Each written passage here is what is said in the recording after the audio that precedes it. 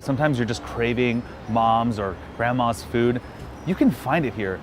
It won't be presented in the same way. It's gonna be a little bit different. The flavors themselves, they're spot on. They're just like grandma or mom would make it. We're at a Korean restaurant called Her Name is Han. It's just about a block away from K-Town, but it's pretty different than what you'll find there. It's home style, home cooking food. What's wonderful about this place, they have amazing hot pots. They have a ton of other traditional Korean food, but it has its own twist.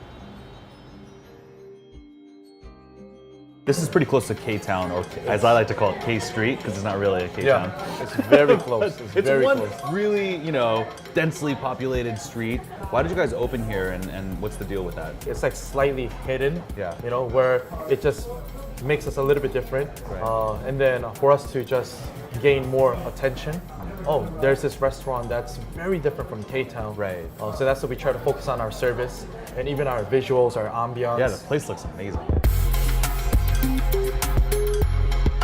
My gosh, I'm so excited to see all this stuff. It's such a beautiful array of food. And these guys are innovating. They're pushing Korean food forward and in a way that's approachable, it's familiar, especially if you've had Korean food before. Like, you've had japchae, you've had these kind of vermicelli noodles, but man, like throwing a bunch of clams on it, I think is super exciting.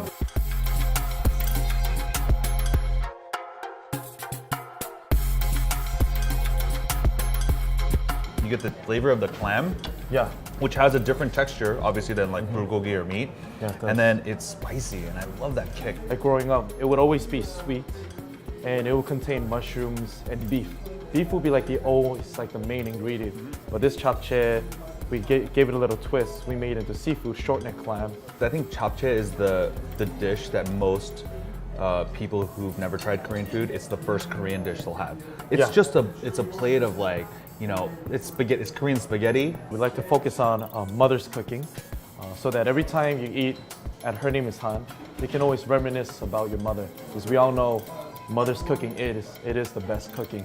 And so this restaurant is also a dedication to our boss's mother, Kian Lee, and her name is Han.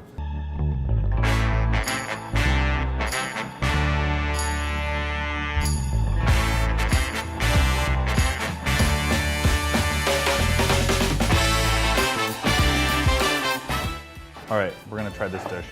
When you get this dish traditionally, it's so scary looking. It's this huge mound of like muted red fish and with all the bones in it and everything. Since it is thinly fried, at the bottom we do have bean sprouts. Yeah, you should just eat it together just like this.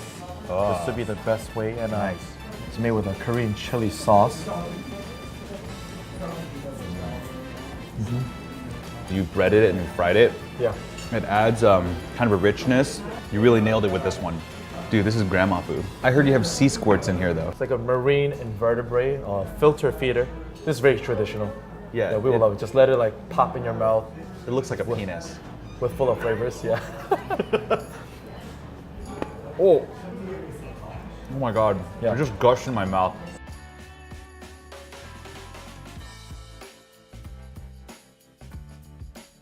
This almost looks like Wiener Schnitzel or like Milanesa, but it's freaking bulgogi. That's so exciting. It's like burned on the edges. Usually it's always like thinly sliced and separated. So as you can see, it's like it just rips really easily. No need to have a fork and knife. Once you eat it, it's very juicy and also has a smoky flavor. So that's like our key point. See, that's another thing because a Smokiness. lot of times bulgogi, it's either like kind of undercooked and a little too mushy. Yeah. Because you still want to have that kind of edge of like burnt meat or Yeah. grilled meat.